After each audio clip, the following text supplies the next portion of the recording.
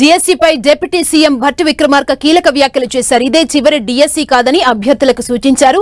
మరో డిఎస్సీ నిర్వహించేందుకు సిద్ధంగా ఉన్నామని, 5 నుంచి 6,000 పోస్టులు భర్తీ చేస్తామని చెప్పారు. డిఎస్సీ వాయిదా వేస్తే పేద విద్యార్థులకు నష్టం జరుగుతుందన్నారు. విద్యార్థులు ఆందోళన చెందొద్దని సూచించారు భట్టి విక్రమార్క.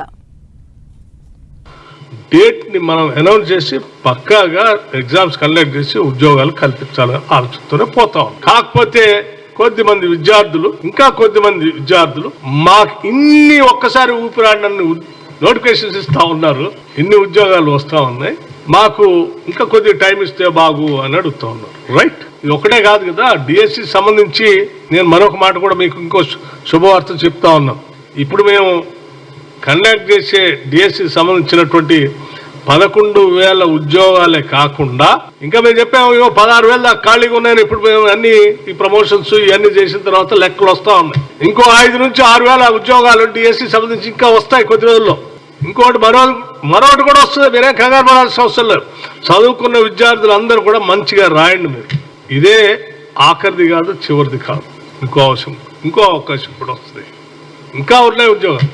డిఎస్సి ఇంకోటి కూడా కండక్ట్ చేస్తాం కొద్ది రోజుల తర్వాత. సో ఎవ్వరు ఆందోళన చెందవద్దు.